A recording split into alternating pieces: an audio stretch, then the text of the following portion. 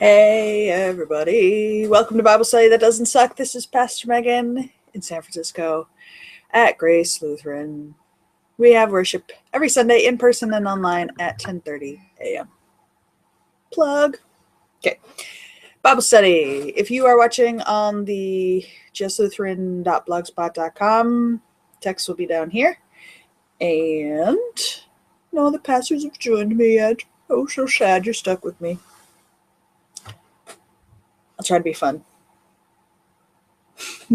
Starting with Proverbs, verse 9, 1 through 6. This is an interesting section of the text where there are two types of women being talked about. Now remember, these aren't human women. These are parts of nature, traits of people that are personified because this is a larger metaphor about the people of Israel, about an entire country, not just any particular person. So in Proverbs, it's drawing a comparison between the woman who is wisdom and the woman who is folly. Right. So one is the woman who follows the rules and does what she's supposed to and is very hospitable and a good wife. And the other is the wife who's lazy and doesn't do all those things.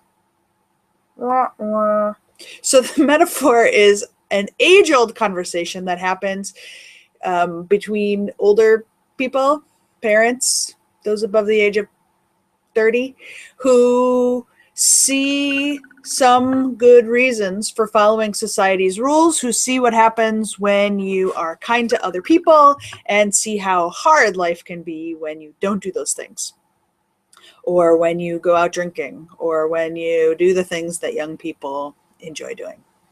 So this section of Proverbs falls into the trap of solidifying in time some of the anti-feminist, anti-female rhetoric that was going on. This idea that if you listen only to your emotions, women and their emotions and their menstruations, if you only listen to your emotions, then you won't do anything rational and the whole world will be horrible. This was a pretty common way of thinking during the time when these texts were getting written down, as opposed to just being stories that were told.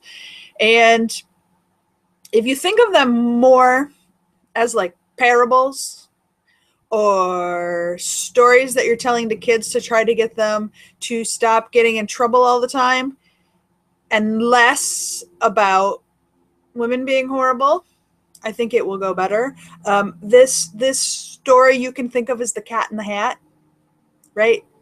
And the Cat in the Hat in Dr. Seuss books is male, but it's a story about what happens when you just have fun all the time and you don't ever put anything away. And the kids learn that they want to put things away and they miss their mom and they miss order in their life. And things are good when they follow the rules every once in a while, right? So if you think of it like a children's story that is teaching us why it's good to be a part of community and why it's exhausting to always fight the rules, then this Proverbs text can be a little less infuriating.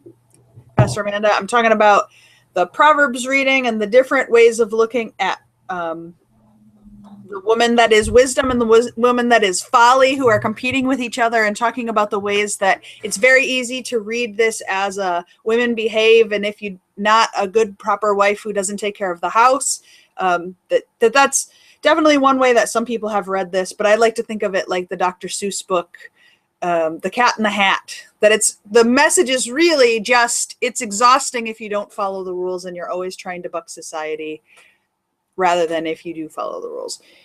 And I should say as a caveat, though most of the biblical readings for this week are about why you should follow the rules or things will go poorly,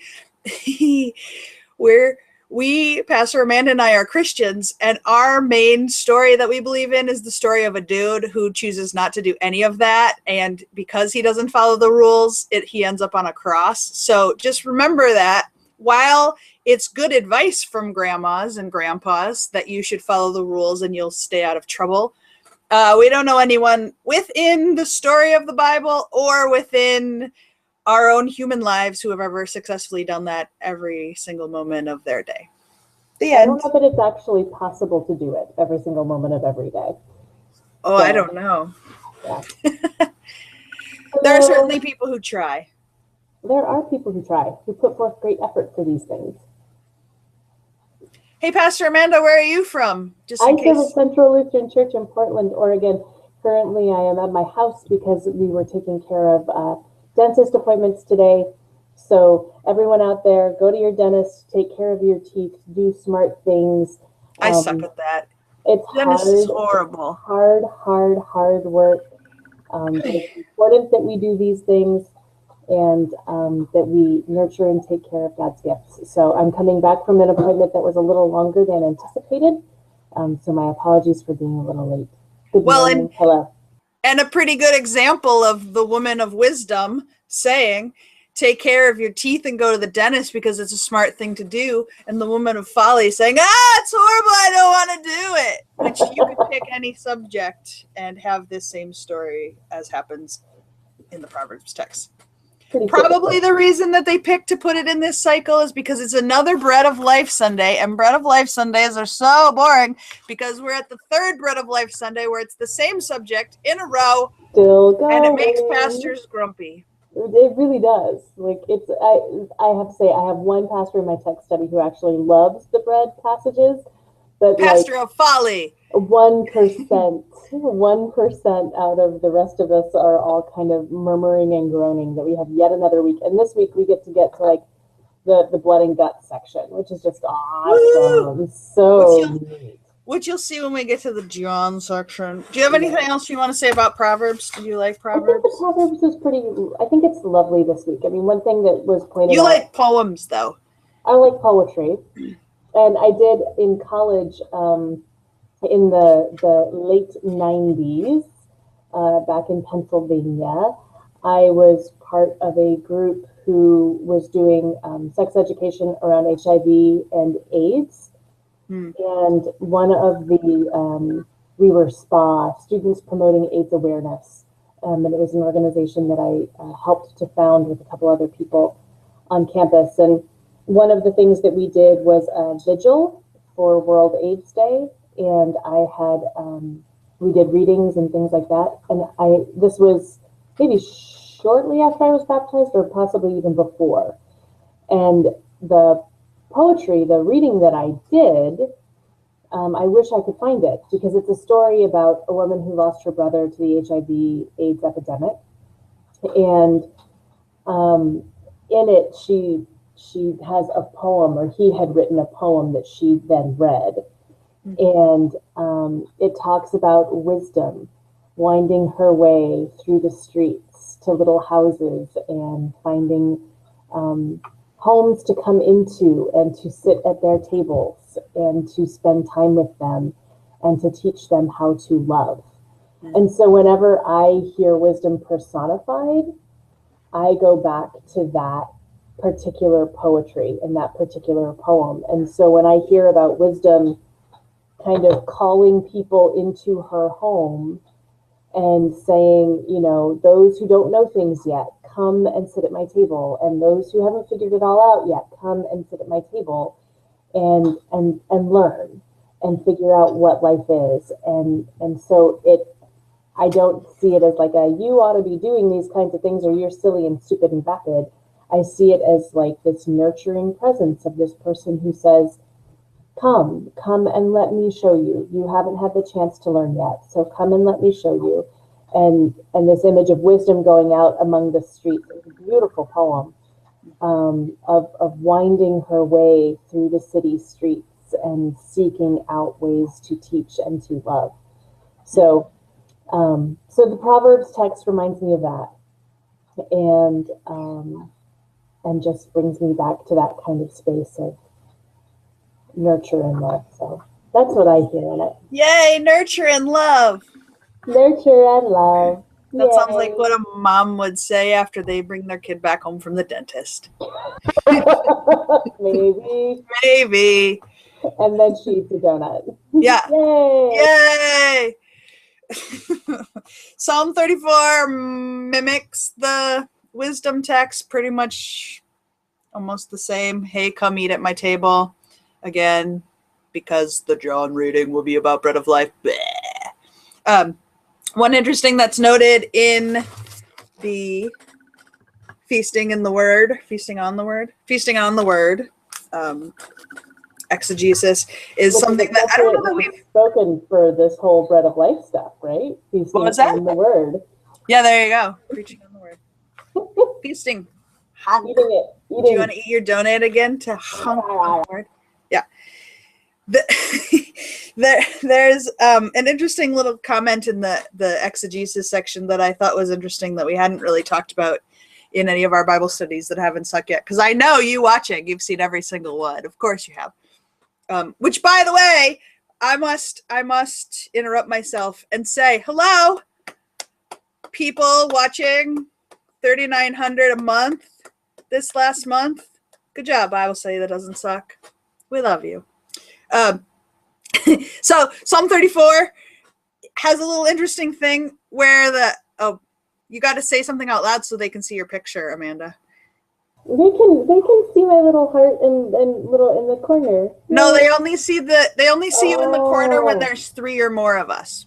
Oh, so I can do anything I want over here when I'm not talking, and they're not going to see me this week? That's right. Super score. You're welcome. Yeah. Hey. You don't even have to listen when I'm talking. It's going to be great. So there's something that's interesting that happens in these psalm readings. If you are from a congregation that uses the L word, Lord, that is a word that is used by some Jewish people and some Christians to replace another word that starts with a Y that I won't say out loud here just because there are a number of Jewish people who don't like to say that word out loud. It begins with a Y and it ends with an H, and I'll put a link to the word down here so that you can learn more about the word. But a fun historical fact about the word, according to some researchers, is because in the Hebrew, there were no vowels in the oldest text. They didn't mark vowels in the text. Later, they found a way to make little marks underneath the symbols that then would make vowels, but that was added later. And so rabbis went through and they did their best to figure out what words were being used and to add the vowels for later readers. But with this word that begins with a Y, it's possible that it is marking a place in the world where people were worshiping God during this time. There's a really fun, you know me, I like to watch all those shows that are like Science Revealed, Bible Mysteries. And so one of the guesses, because most of the archaeology work or the stuff we call history, quotation fingers, is guesses based on, look, I dug this dirt pile, and based on this dirt pile, I think they used to love wheat, right? Like, so based on these archaeological guesses, one person has supposed that this Y word is referring to an ancient town called Yahoo. Yes, you heard it. Yahoo, as in the search engine, which might be a play off of this, and that the god of these people, that they name their town after their god, Yahoo. And that word sounds very similar to the way we pronounce the other Y word. So it's a possibility. So I just thought that's a little fun fact about the search engine Yahoo and how you might be a Yahoo, a follower of Yahoo, depending upon how the vowels go. So who knows? We don't really know. But one of the things that Feasting on the Word is bringing up in this section is the word Lord, which we use to substitute the Y word, is a title. It's a title that implies the highest authority. So at the time they didn't have presidents, they had kings. And so Lord was the highest name, a title that you could give this person or this God. But the Y word is a proper name, and it implies that you are familiar and have a more personal relationship rather than just someone being the boss of you. And so I think that provides us with the opportunity to remind ourselves that sometimes we use words because we don't want to say the word that's going to offend someone else. So we can't say the Y word out loud because that could offend a group of people. But our replacement word is less than satisfactory. It's not a word that makes everyone be like, you know what? I just want to cuddle with God. Lord God. Cuddly, Lord God, God. Right? And so it leaves room for us to find the words that we want to use that are our own personal relationship with God. If you want to use Yahoo, if you want to use Lord, if you want to use the Y word, if you want to use God, if you want to use goddess, if you want to use woman wisdom, if you want to use spirit, if you want to use Christ Sophia, all of these words, as long as they are helping you come to a relationship with God, cuddly or not, are ways of interacting with this mystical thing that no one word could name in an appropriate way. Amanda, what do you think about that? I think it's really fantastic that we have hundreds of thousands of different ways that we can refer to God. Because and they're all in the Bible too. We're not just making them up. Yeah, no, and there's hundreds of them, and I think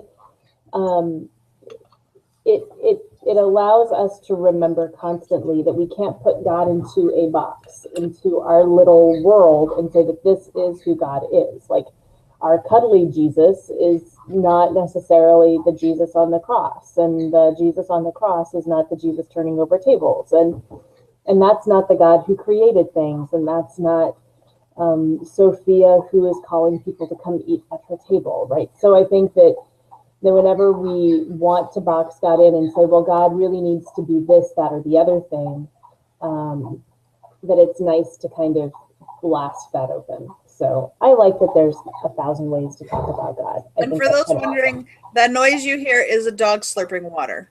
Yes, it is a dog slurping water. She's right over there. She can drink her water. Izzy, you're going to drink too much water. Izzy. She does this thing where she gets lost in the water and she can't stop. And so she drinks herself to being sick. I think it's your fault because of your love of baptism. It's the whole baptismal thing. She's just diving into the water. She just loves it and she can't stop. Ephesians is a funny reading this week. And particularly because it kind of goes along this theme of like, follow the rules. Following the rules is awesome. If you don't follow the rules, bad things happen. And again, Jesus didn't follow the rules. And the funny thing is, as Lutheran pastors, when we have a Sunday like this, we always have to do a caveat. Like, I know all the texts say you should follow the rules, but we're Lutherans and we don't believe you have to follow a single darn rule that ever exists in the entire world. Like, it would be great if we did, and life would be better if we did, and our community would be nicer to each other if we did, but you don't have to. Well, and there's also the side of this that this reading is again referring to wisdom and talking about wisdom. So it, depending upon how you want to look at it, it can be about following the rules, or it can just be about being wise. And I think that there is wisdom in being discerning about which rules to follow when, right? I mean, if the rule is you may not get out of bed until 9 a.m., but the house is burning down, then wisdom says get out of bed even though it's 2 a.m. and get out of the house, right? Yeah. So I think that the texts are kind of playing with this wisdom thing. That would be better than reading it the way where it says just don't drink any alcohol, fill yourself with the Spirit, right? Well, I think is there a specific verse here? Yeah. Do not get drunk with wine, for that is debauchery, but be filled with the Spirit. So we're looking at 18. Yeah. Well, I just pull that out because I think it's a great example, because there are some faiths where they just don't drink any alcohol because they follow this in a very literal way. But this also shows the danger of what happens when Christians decide to pick. Like, I feel like we can be, as Lutherans suggest, people who are trying to discern what God wants for us to do and doing our best to do our best, right? We're doing our best to do our best, not because we'll get in trouble, but because we're doing our best to be our best. But when we get in the biggest trouble is when we decide to say what is not being your best, what is bad. And particularly because each generation comes up with the thing that is the worst. And then it decides to proclaim, abstain from that thing that is the worst. And so we have periods of history where people have decided no drinking. And then there's fighting and conflict and underground booze and sexual craziness, right? And then there's people who say, no sex at all, like period, none, nothing. Everyone abstain. That's what Paul said was the best thing to do. And then that went horribly. Especially considering the world was about to end. So, right, understand. Yeah, but we did it again. We do it again throughout history when we say, no, this kind of sexuality, no, this kind of sexuality, no, this kind of sexuality, abstain from that. And it goes poorly, and the church always looks stupid. Or as I like to say, we reform, right? We come to wisdom's table, and we sit down, and we learn how to walk wiser. That's a nice way to say it, but if you were in Mexico during the Inquisition and the declaration was no native faith, abstain from that or get your head cut off, and 15,000 people get their head cut off in a park one day, then that's a very different, like, we can laugh about it now because of the powers and privileges that we have. But it is a really real bad event. No, I know. But colonialism and the ways that we've decided what's bad and what's good and the ways that we've asked people or just cut their heads off so they had to abstain from whatever they were up to is a real piece of crap, I think. I think we should stop doing that. I think we should encourage people to do their best, the best they can, because that's the best we can do, because when we point our fingers, we're being dumb. The lovely the lovely thing about the Ephesians text that I want to point out from the feasting on the word is the way that this is. Normally I hate the way that the text is cropped for the week, because it's usually cropped in a really stupid way where the next sentence is awesome. But the way it's cropped in this text is to say, the whole world sucks. It sucks a lot. And then it's like, we should maybe think about doing something to suck less. And then it ends with, let's give thanks to God, right? So there's not resolution where they actually see the thing get better or the thing get fixed. They just live with the imbalance. They live with, on the one hand, the world sucks. On the other hand, thanks God. And they're a part of that conversation. I think there's a lot of people right now who are seeing the topsy-turviness of the world and living with that same kind of dual reality of, the world sucks and thanks a lot. But not in the snarky way that I just kind of said it. They actually mean it, thank you God way. Both and world.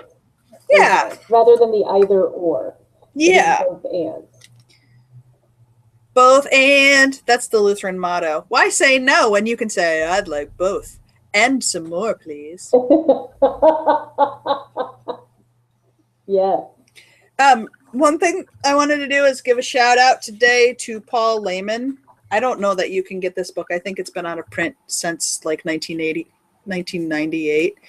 It's a book written in 1968. It's called The Transfiguration of Politics. And the reason that it's interesting, aside from people who are at Union Seminary being awesome, is it's a book written about the civil rights movement and how God is present in revolutions. Sound familiar, right? Because we have all of this hashtag Black Lives Matter stuff that is happening. And you might be wondering, where is God in this? What are we looking for as a resolution? How do we move past this? And one of the cool things that Paul Lehman says in like, and say not past this, through this.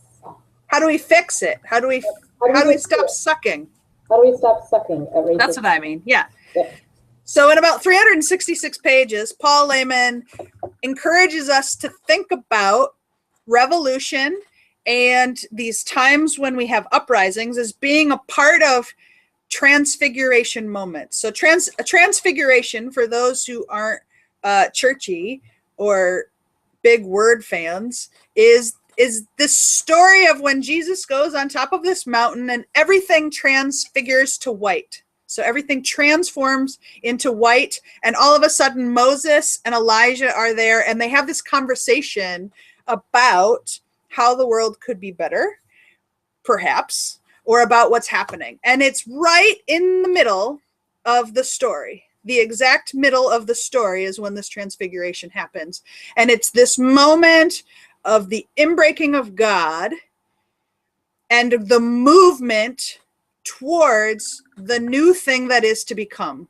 And so Paul Lehman talks about these revolutions, and he talks a lot about the Black Panther movement and Martin Luther King Jr. and Malcolm X, about these revolutions stirring up the world to make a new creation, a new day of God known in the world. And that these revolutions that happen get our awareness to pay attention that something is about to change and that God is present in the changing. Now, not all movements, like Black Lives Matter, many of the people in the Black Lives Matter movement have faith and are people of faith. There was a lot of pictures of people getting arrested yesterday who were people of faith. But just because we interpret these stories and go, oh, that reminds me of that Jesus thing, I have a context for that. Yay, God's present in the world. Doesn't mean that I'm implying that God is doing something, because this is clearly a grassroots movement of people doing something. Some people of faith, some people of other beliefs that support them and bring them to the conclusion that revolution is necessary and that we need to transform our society. The other thing that I like that Paul Lehman talks about is he talks about how all revolutions eat their young. That there is this cycle that happens where sometimes the very first people that bring our attention to an issue get killed, get told they're horrible because they're ahead of their time, and everyone goes, we hate you, we hate that you're saying this, you're the problem, not the thing that you think is a problem, because you're the one who won't shut up about it, right? Or when people find release from what's going on. So for example, if we think about gay and lesbian people being brought into the Lutheran Church, sometimes what happens is those who are revolutionary, those who bring attention, have disrupted the world so that we pay attention to it. But through that disruption process, they can't be the people who bring peace forward, right? And so the very first out gay bishop we find in the Lutheran Church is Guy Irwin, someone who had only been a pastor for a year. Not that he wasn't participatory before then, not that, I mean, I think he was the most beautiful, most perfect person to walk that movement into the future, because he didn't have to carry the baggage and the trauma and the anger of having bust through the doors in a way that shakes things up. So revolutions sometimes eat their young, in that those who are the first through the door are sometimes the ones that we forget to say thank you to, or to keep moving. And what that also talks about is a cycle that some people talk about is in your teen years and in your 20s, you might have a lot of energy to say, let's fix this stuff. It's crap. I want to fix it. In your 30s and 40s, you might think, oh crap, I need a 401k. Oh crap, I need to take my kid to the dentist. I can't expend the kind of emotion. I don't have time to both shake the world and do the laundry, right? And so things shift, and then the next generation of young people gets to stir up what the next thing is, while the group that used to be the rabble rousers is now nesting and being family. That's not true for every single person, like nothing is true for every single person. But then people get older, right? And so the people who are in their 80s were the revolutionaries of 4 generations ago, and they have all this wisdom that they would love to share about how to be rabble rousers. And some of it might come with, if I would have done that then, I would have also started my 401k sooner. So like they have the wisdom of all of the ways that they have lived, the ways that they have taken care of their families, and the ways that the world has changed and what they've noticed over time. And so we have these cycles of how we're able to participate in revolution in the future. And the beautiful thing is sometimes it's the 80-year-olds that are out there on the picket line with the 12-year-olds, right? And so it's just to think about the ways that if we are past the ability to put everything on the line because we have families and because we have jobs that don't allow us to be revolutionaries in the same ways that we used to be, that we can pass on our wisdom, not in a pejorative, we know better than you way, but in a, how can I help you? And what I've also learned is some of those people who are 4 generations revolutionaries who don't have the bones anymore to sit in the back of a paddy wagon are really excited to pay the bail money of those who can. And so look out for the ways that the revolutionaries of the past can support the revolutionaries of the future. And that makes me excited to see, because I think oftentimes when we see someone who has gray hair and is in a nursing home, we imagine that they lived this Leave It to Beaver kind of life, when oftentimes we learned the truth is that they were at the front lines of all the stuff that we thought was cool back then. Not always true, again, but sometimes it's true and it's amazing. So I just wanted to break that in here as we're talking about revolution and rabble rousing. Yeah. Yeah. One of the things that I thought of when you were talking about how early movements eat their young is not even specifically generational, although I agree with what you're saying, generationally and timing and activities and things like that. But another piece, an example, historical example, if you want to look at white Protestant history, would be Johann Huss and Martin Luther, right? So if you want to take it out of the currently emotionally charged situations of Black Lives Matter and early adopters paying the price more heavily than those who are coming on board a year into it. But if you think of Johann Hess, who was a German theologian who said many of the same and similar things that Martin Luther did, but he was he was early in the movement. He was earlier than Martin, and so they ended up actually killing him. He was martyred. And he was a little too early. The timing wasn't right. People hadn't, printing press hadn't yet been invented, and different pieces that he wasn't able to utilize modern technology in the same way that Martin Luther did, and didn't have the supports and the protections that Martin Luther did. So even though Martin Luther was saying pretty much the same thing just a few years later, Johann Huss was so early in the Reformation movement that he paid the price for it. And you can take that on down the line for great reformers of our times, and look at Martin Luther King Jr. and say, you know, he was an early reformer in the civil rights movement, and he paid the price for that. Yeah. Malcolm X, right? I mean, these are folks whose voices were loud and strong early, and paid the price for these things. So as we look at the modern movements that are going on, I would say that there, you know, as in the Arab uprising and the Arab Spring, that there were early speakers and early callers who, and prophets, really, early truth speakers who paid prices for being early truth speakers. So I think it is unfortunately quite true that change, those who speak out the earliest and call for change the fastest, often pay the highest price.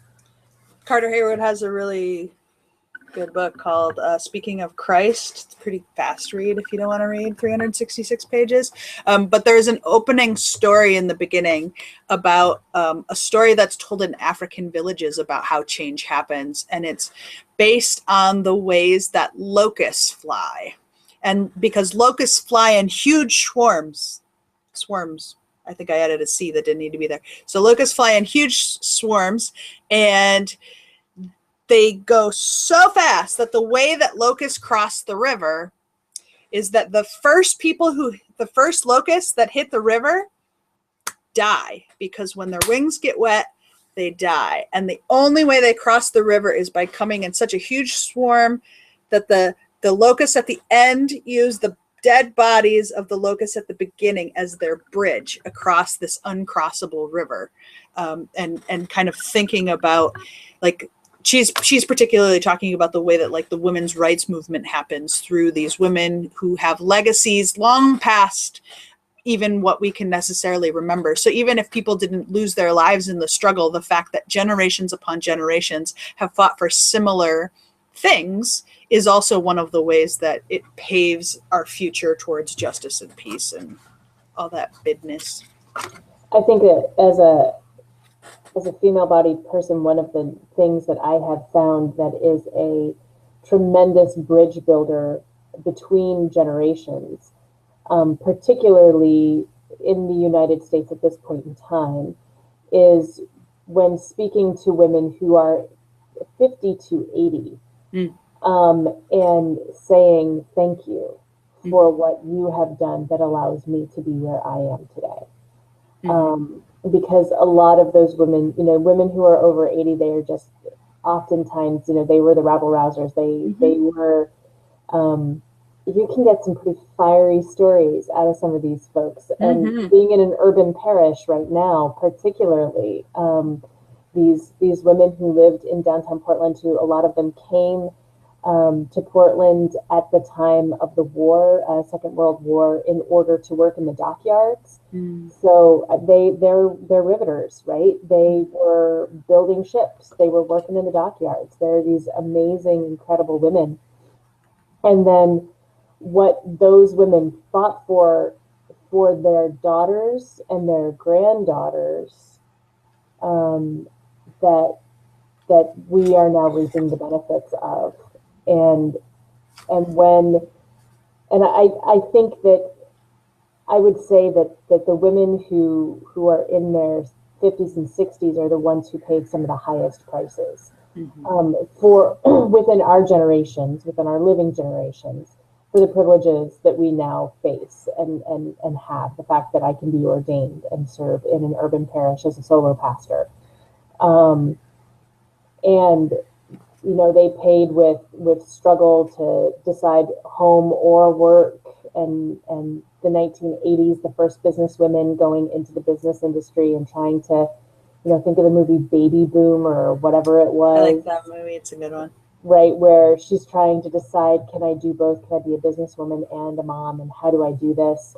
Those are really, really big struggles. And I think that it's easy to lose sight of those. For those of us in our 30s and younger, it's easy to take for granted the rights and privileges that we have.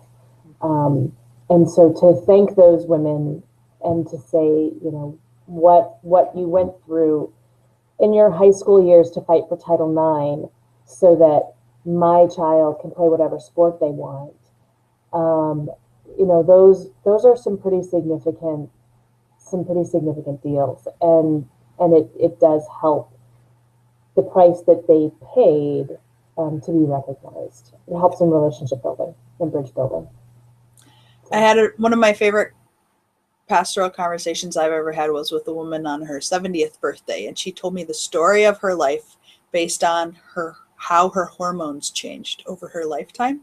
And it was a very fascinating story because I got to hear some of the stuff that she probably never would have shared, like when her doctor over prescribed her like 4 times stronger than she probably should have estrogen when she went into menopause, and how depressed that made her and suicidal, and how that was not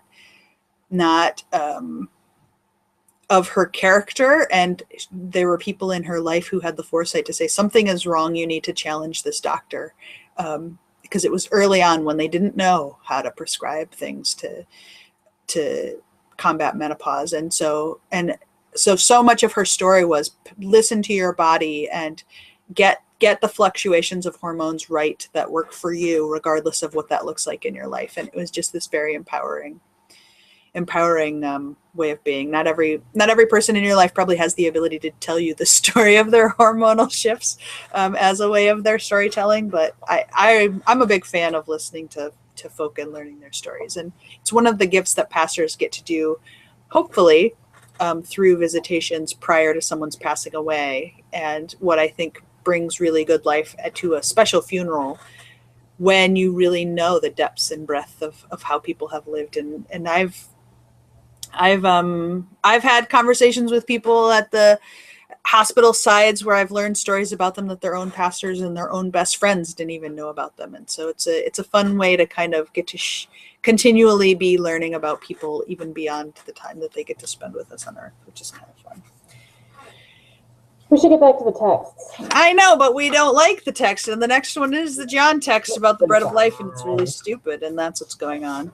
Mm-hmm. So the next one's about eating flesh and drinking blood. Yeah. It's really bloody. Like we're going to have to, pastors all over the country are going to have to stand in front of their people this week and say, those who eat my flesh and drink my blood have eternal life, and I will raise them up on the last day. For my flesh is the true food, and my blood is the true drink. Those who eat my flesh and drink my blood abide in me, and I in them. So these verses are really hard to say, and really hard to explain, and really hard to manage. So be aware, if you're choosing to go this Sunday to worship, that it is a bit of a bloody text, and it is not easy to explain.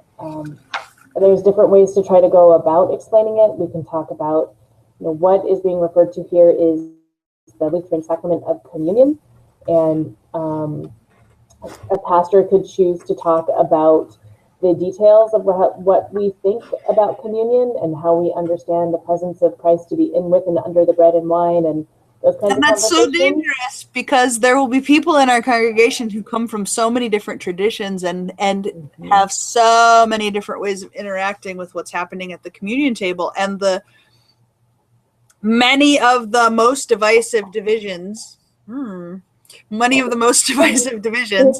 between like Presbyterians and Lutherans and Catholics and Episcopalians has to do with these verses. What understanding of these verses and verses like them? Sure, but mostly, is it really flesh when I eat it, or is it bread? Is it really blood when I drink it, or is it wine? Or grape juice. Mm-hmm. My religion professor at Augustana College in Sioux Falls, South Dakota, the Reverend Dr. Richard Swanson, whom I refer to often, he talks about the Jewish command that you never drink blood or eat flesh. And in the Gospel of Mark, the story of communion happens this way. Jesus passes around the bread and says, "This is my body, everybody eat it." And my professor imagines everyone takes a bit, and when Jesus isn't looking, they put it under their foot, right? They don't want to eat it because it's against the rules and they're not supposed to. Why does he think it happened this way? Because then Jesus passes the cup around, makes them drink it before he tells them what it is, and then says, "This is my blood given for you." And the Professor Swanson then wonders, do they vomit, right? Do they try to get it back out of their bodies because it's yucky and they're not supposed to drink it?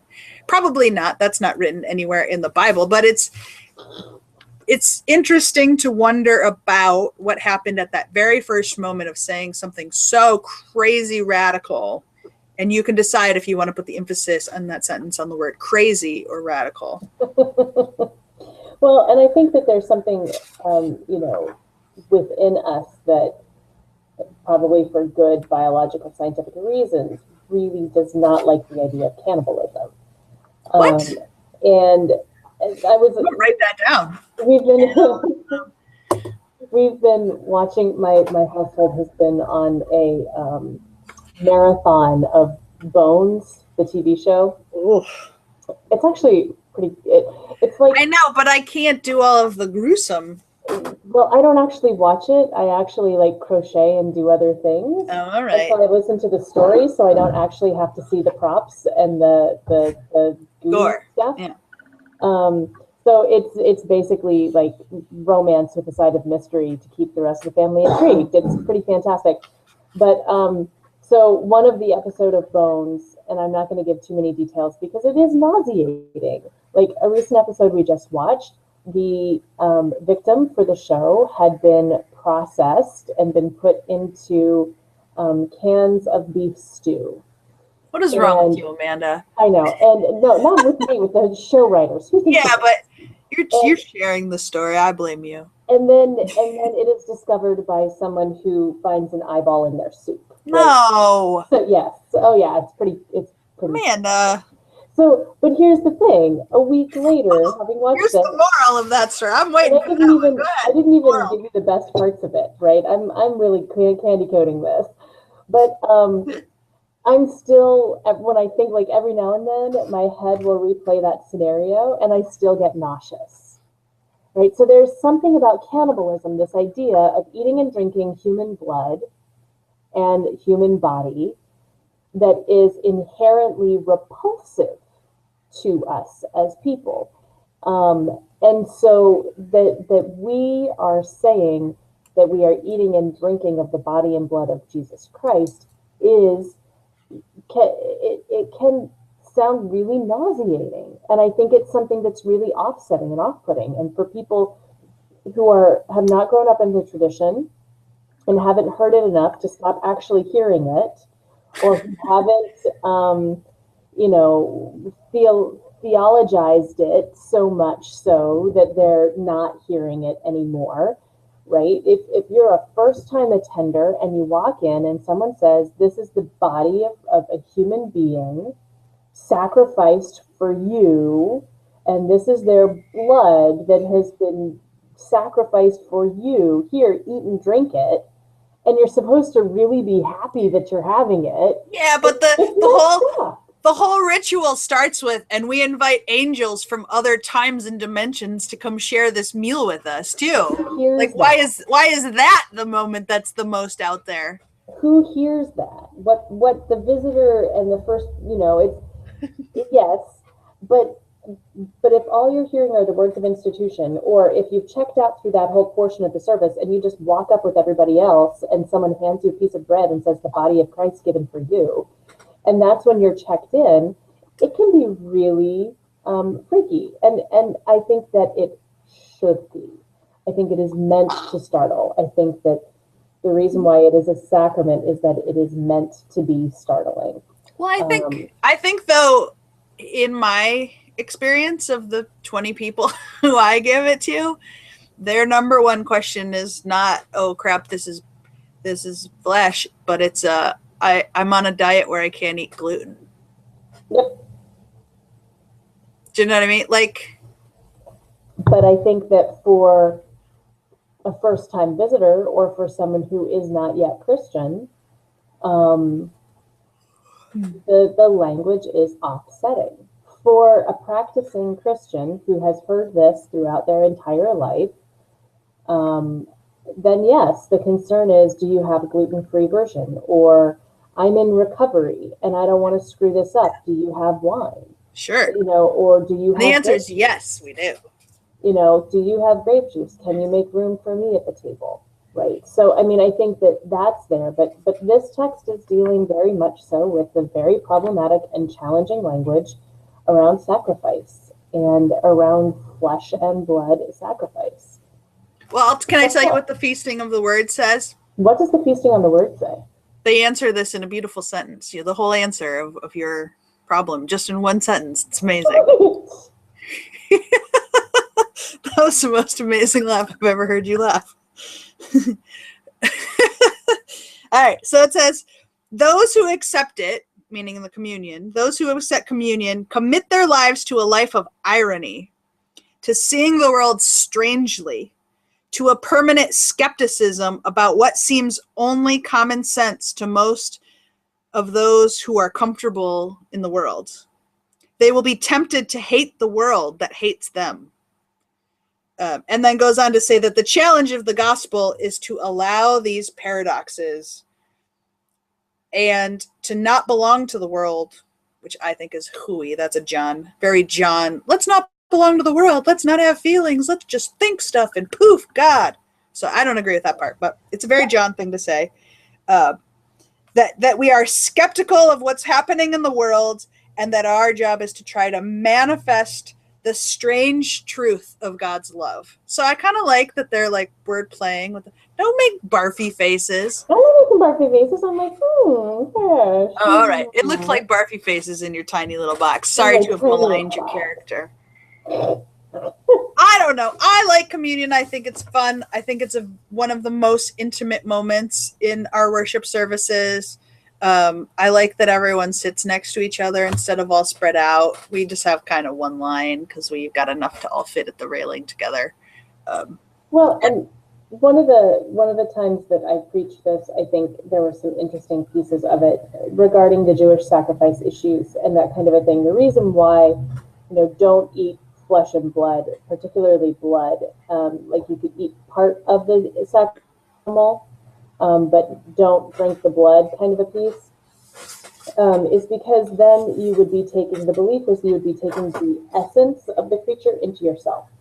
And you don't want to actually take the essence of a pigeon into your own person, right? You don't want that being a part of you. You don't want the essence of a goat being a part of you, right? So, but the point of this sacrifice is that you actually do want the essence and the power and the being of Jesus to be a part of you.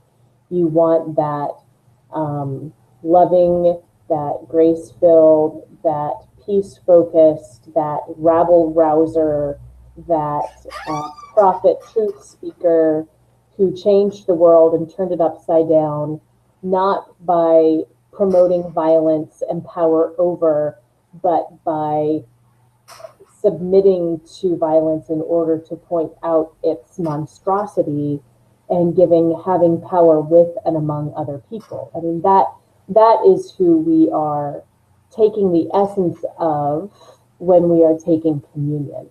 And that's what we are inviting to be a part of us when we have communion. So I think that kind of way of trying to understand this language can be helpful when we're trying to understand why this would be, especially in the Gospel of John, so spelled out so many times over so many passages and verses. And we have another whole week of this bread of life. Oh, we do. Another week of this. Oh, well, here's what I have to say. You know why I like being a Lutheran? Why do you like being a Lutheran? It's that, oh, very good. It was like we'd planned that. Because we don't have to care about the how or the why or the what, right? We just get through our baptism, through Jesus doing all the work for us. We get all the gifts, we get all the presents, no matter if we decorate for Christmas or not, right? We get an A even if we don't do the homework, right? So if you're like, communion, I don't get it in my brain, it does not compute.